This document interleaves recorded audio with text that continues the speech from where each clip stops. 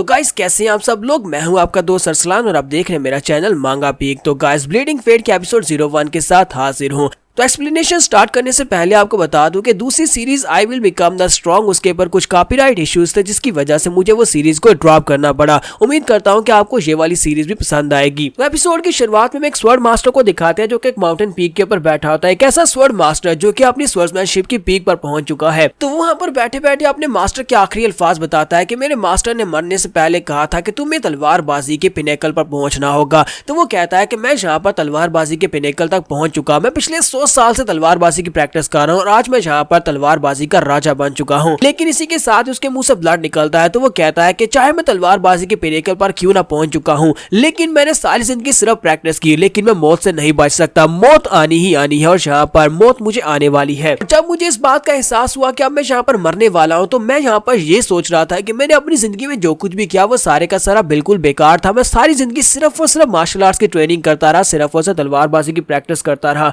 और आज मुझे यहाँ पर इस बात का पछतावा हो रहा है। मैं सोच रहा हूँ काश मुझे यहाँ पर एक दूसरी जिंदगी मिली होती जिसमें मैं यहाँ पर एक ऑर्डिनरी लाइफ को जी पाता। और यहीं पर हमें इस सीरीज के हीरो जिसका नाम टैंग योन मियोंग होता है उसे दिखाते हैं कि ग्राउंड के ऊपर पड़ा होता है और उसके मुंह से ब्लड बह रहा होता है। तो वो लड़का कहता है काश मैं यहाँ पर एक ऑर्डिनरी लाइफ जी पाता, यानी एक आम जिंदगी जी पाता। उसके सामने उसकी फैमिली का एक कजन होता है जो कि उसे पीट रहा होता है। तो वो उसे फिर से किक मारता है और उसे कहता है कमीने कहीं कि तुमने यहाँ पर क्या बकवास की, तुम यहाँ पर कह रहे हो कि तुम्हें एक आम जिंदगी चाहिए, तुम्हारी वजह से यहाँ पर हमारी जिंदगियां बर्बाद होगी। क्या तुम्हें नहीं पता कि तुम किस माँ के बेटे हो? माँ की वजह से हमारा क्लैन जो है इतनी बुरी हालत में है, हमारी माँ की वजह से हमारा टैंक क्लैन की ये हालत हुई और ऊपर से तुम ये बकवास कर रहे हो कि तुम यहाँ पर एक आम जिंदगी जीना चाहते हो। और साथ ही वो उसे बहुत ही बुरी तरह से पीट रहा होता है। और यहीं पर हमारा यंग मास्टर टैंग योन मियोंग जो होता है हमें बताता है कि पहले यहाँ पर उनका टैंक क्लैन जो था वो किस तरह हुआ करता था। कुछ साल पहले तक उनका टैंक क्लैन जो था वो बहुत ज्यादा प्रेस्टिजियस हुआ करता था, लेकिन उसका क्लैन जो था वो इतनी बुरी तरह से फैलन कैसे हो गया, यानी कि उसके क्लैन में ये सब कुछ कैसे हुआ, क्लैन बर्बाद कैसे हो गया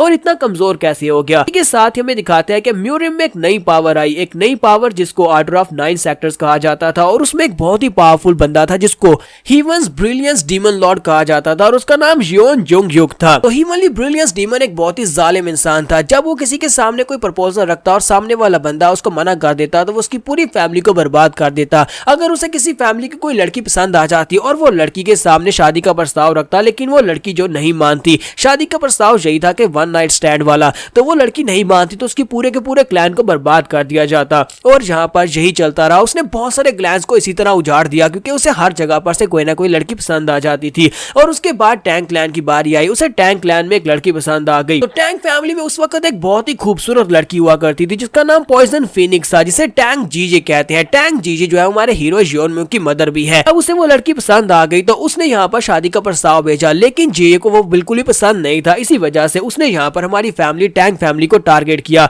उसने टैंक फैमिली में आकर उधम मचा दिया और यहाँ के लोगों ने उनसे फायर की। पॉइजन फिनिक्स खुद भी काफी ज्यादा पावरफुल थी, उसने उसके साथ फायर किया और हमारी टैंक फैमिली ने एंड किया। एंड के ऊपर आकर ब्रिलियंस डीमन को हरा दिया। ब्रिलियंस डीमन की आर्मी को हराने के बाद टैंक फैमिली जो थी वो बहुत ही बुरी हालत में चली गई और उसके बाद आहिस्ता आहिस्ता हमारी टैंक फैमिली जो है वो डिक्लाइन में चली जाती रही और उसके बाद से बहुत ज्यादा कमजोर हो गई क्योंकि उस फाइट में हमारी टैंक फैमिली ने अपने बहुत सारे रिसोर्सेज को झोंक दिया था। उस ब्रिलियंस डीमन को हराना बिल्कुल भी पॉसिबल नहीं था, लेकिन इसके बावजूद हम लोगों ने ब्रिलियंस डीमन को हरा दिया था। इसके बाद मेरा सीन प्रेजेंट में आता है जहाँ पर यंग मास्टर टैंक को अभी भी मार पा रही होती है। तो वो लड़का उसे भी पीट रहा था और उसे कहता है कि क्या अभी तक तुम हार नहीं मान रहे, लगता है कि तुम आज और ज्यादा मार खाने वाले हो। हमारा टैंक जो होता है आपका खड़ा होता है और काफी ज्यादा गुस्सा होता है, लेकिन इसी के साथ ही फिर से उसे पंच पड़ता है, सॉरी किक पड़ती है। वो उसे कहता है कि तुम यहाँ पर मुझे चाहे कितना ही घूर कर क्यों ना देख लो, लेकिन तुम मेरे कुछ भी नहीं उखाड़ सकते। अगर तुम्हें लगता है कि यहाँ पर तुम्हारे साथ कुछ गलत हो रहा है तो फिर जाओ जाकर अपनी माँ से इस बारे में बात करो, क्योंकि ये सब कुछ तुम्हारी माँ की गलती है, तुम्हारी माँ की गलती की सजा तुम्हें मिल रही है।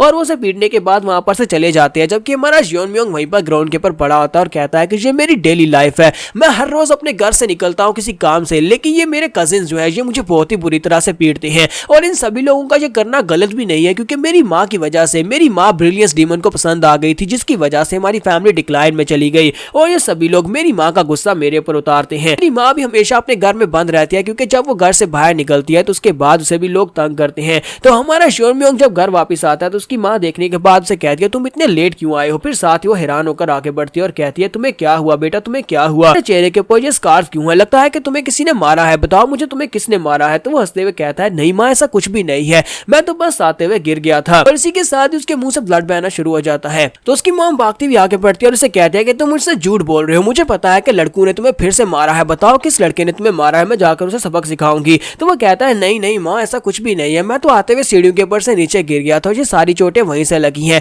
तो उसकी मॉम उसे कहती है मुझे पता तो है तुम झूठ बोल रहे हो, लेकिन फिर भी प्लीज अपने चेहरे का ध्यान रखा करो, तुम्हारा चेहरा इतना खूबसूरत है, इसके ऊपर कोई दाग न लग जाए। तो वो उसे कहता है कि ठीक है मॉम मैं आगे से बहुत ज्यादा ध्यान रखूंगा। और उसे कहता है कि मॉम परेशान होने की जरूरत नहीं है, मेरे लिए ज्यादा परेशान ना हुआ करो। और साथ ही उसके हाथ को झड़कता है और अंदर की तरफ चला जाता है। मॉम उसे कहते हैं कि बेटा क्या तुमने खाना खा लिया, अच्छा ठीक है मेरे साथ आओ हम लोग बैठ कर खाना खाते हैं। तो वो कहता है नहीं मॉम मुझे बिल्कुल ही भूख नहीं है, मुझे रेस्ट करनी है, तो मैं अपने रूम में जा रहा हूँ। तो वो जाकर अपने बिस्तर के ऊपर जाकर लेट जाता है और साथ ही सोच रहा होता है मैं अपनी मॉम को ये बात तो नहीं कह सकता कि मॉम मेरे साथ जो कुछ भी हो रहा है वो सब कुछ तुम्हारी वजह से हो रहा है, क्योंकि तुम उस लड़के यानी उस ब्रिलियंस डीमन को पसंद आ गई थी। मैं ना तो यहाँ पर अपनी माँ के साथ ये गिला कर सकता हूँ कि तुम्हारी वजह से ये सब कुछ हो रहा है, ना ही मैं अपने सेक्टर के लोगों के साथ ये बात कर सकता हूँ, क्योंकि मेरे डैड ने भी जहाँ पर ये बात की थी उन्होंने अपनी माँ का सॉरी अपनी बीवी का साथ देने की कोशिश की और उसके बाद कुछ लोगों ने उन्हें पॉइजन दे दिया और मेरे डैड को मार डाला।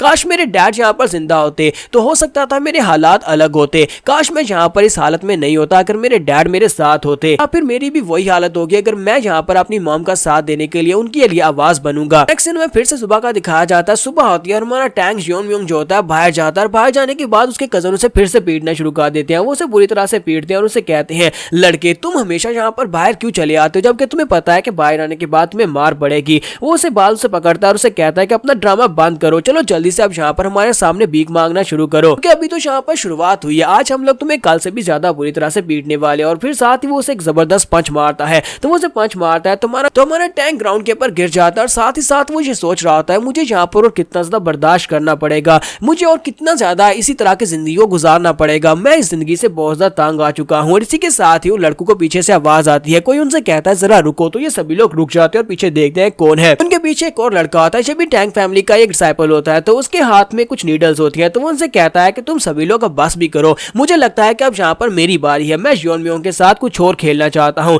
देखो मैं यहाँ पर क्या लेकर आया हूँ।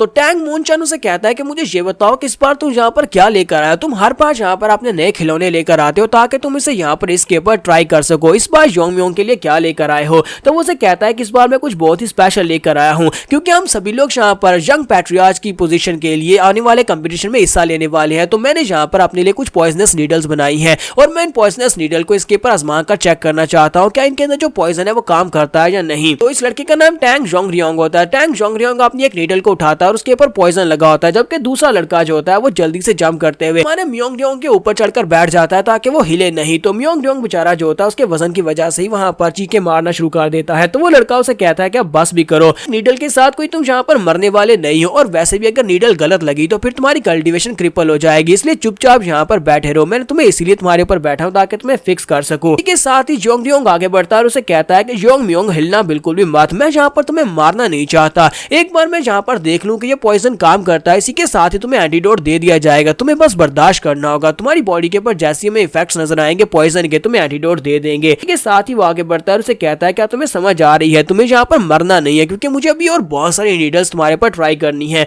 और साथ ही वो अपनी नीडल को उसकी गर्दन के अंदर दंसा देता है। जब वो नीडल उसकी गर्दन के अंदर जाती है तो इसी के साथ ही पॉइजन उसकी बॉडी में फैलना शुरू हो जाता है और साथ ही वो पॉइजन जो होता है वो टैंक के चेहरे के ऊपर भी दिखाई देता है। वो जोर जोर से चिल्ला रहा होता है क्योंकि उसकी स्किन बर्न हो रही होती है, उसकी स्किन जल रही होती है। हमारा टैंक जोंगम्योंग वहां पर बेचारा बहुत ज्यादा बुरी तरह से चिल्ला रहा होता है और सामने उनकी तरफ भी देख रहा होता है कि उसके कजिन वहां पर हंस रहे होते हैं। तो वो कहते हैं देखो जरा इसके चेहरे के ऊपर रैशेस हो रहे हैं, इसका मतलब यह है कि जो पॉइजन काम करता है, जो पॉइजन तो वाकई में काम करता है। हमारा टैंक जोंगम्योंग कहता है कि मैं कितनी देर तक इस तरह इंड्योर करूंगा, मुझे और ज्यादा इंड्योर नहीं करना, मुझे यहाँ पर मरना है, मुझे मरना है। और वो लोग उसे वहीं पर छोड़कर फिर चले जाते हैं। तो बारिश हो रही होती है और हमारा जोंगम्योंग वहीं पर ग्राउंड के ऊपर पड़ा होता है। तो वो बेचारा बेहोश हालत में होता है क्योंकि उसके बॉडी के अंदर अभी पॉइजन के इफेक्ट्स होते हैं। तो वो कहता है कि मैं यहाँ पर अपनी आंखें बंद कर लेता हूँ। अगर मैं अपनी आंखें बंद कर लूंगा तो फिर सब कुछ खत्म हो जाएगा, क्योंकि ये पहुंचना आसान हो जाएगा। मुझे रोजाना के इस दर्द को बर्दाश्त नहीं करना पड़ेगा। फिर साथ उसे अपनी मॉम का ख्याल आता है और कहता है नहीं, अगर मैं अपनी आंखें बंद कर लूंगा तो फिर मेरी मॉम का ख्याल कौन रखेगा,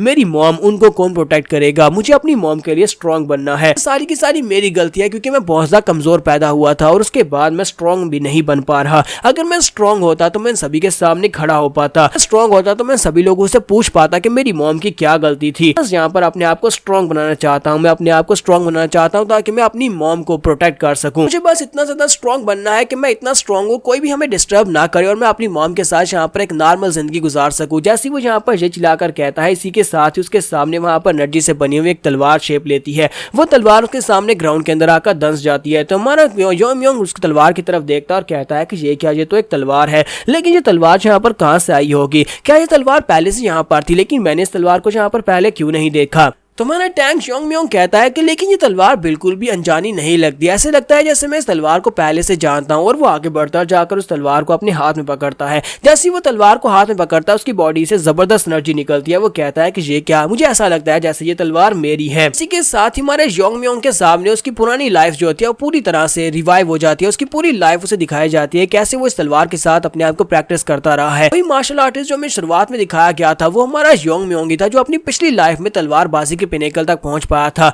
और यहाँ पर वो सारी की सारी फॉर्म्स उसके जहन में आती हैं, सारी की सारी मेमोरीज उसे याद आती हैं। उसे पता चलता है कि वो अपनी लाइफ में तक पहुंच चुका था, वो तलवारबाजी के पिनेकल तक पहुंच चुका था, यानी कि कोई भी उसके सामने टिक नहीं सकता था। लेकिन उसके बाद उसे पता चला कि वो बहुत ज्यादा अकेला हो चुका है और उसे यहाँ पर नॉर्मल जिंदगी चाहिए। तो एक नॉर्मल जिंदगी अचीव करने के लिए उसे एक दूसरी जिंदगी की जरूरत थी, जो जिंदगी वो इस जिंदगी में जी सकता है। तो योंग कहता है कि मेरी पिछली लाइफ में जब मैं इतना ज्यादा स्ट्रॉन्ग बन गया था, उस वक्त मेरी जिंदगी में सिर्फ एक ही पछतावा था, और वो पछतावा ये था, काश मैं एक नॉर्मल जिंदगी गुजार पाता, काश मैं यहाँ पर मुझे एक और जिंदगी मिलती और उस जिंदगी में मैं अपने आप को नॉर्मल जिंदगी में अपने आप को ढाल पाता और यहाँ पर सिर्फ और सिर्फ तलवारबाजी के साथ ऑब्सेस्ड नहीं रहता। इसी के साथ ही हमारा योंग और उसके साथ वो मास्टर दोनों एक हो जाते हैं। वो दोनों वहां पर एक ही तलवार के साथ खड़े होते हैं। हमारा योंग भी कहता है कि मुझे एक नॉर्मल जिंदगी गुजारनी है। अपनी तलवार को उठाने के बाद टैंग योंग कहता है कि मुझे याद है कि अपनी पिछली लाइफ में एक बहुत ही महान स्वर्ड्स मास्टर था, और इस लाइफ में मुझे लगता है कि मेरा वही सपना है जो पिछली लाइफ में अधूरा रह गया था। तो मुझे अपने उस सपने को दोबारा से पूरा करना होगा और मैं उसको जरूर पूरा करूंगा। मैं इस लाइफ में पावर तो हासिल करूंगा, लेकिन उसके साथ साथ एक सुकून भरी एक ऑर्डिनरी जिंदगी भी जरूर गुजारूंगा। और यहाँ पर हम लोग अपनी एपिसोड 01 का एंड करेंगे। एपिसोड की एक्सप्लेनेशन अच्छी लगी हो तो कमेंट करके जरूर बताइएगा। चैनल को सब्सक्राइब कर दे, वीडियो को लाइक और शेयर कर दे। शुक्रिया।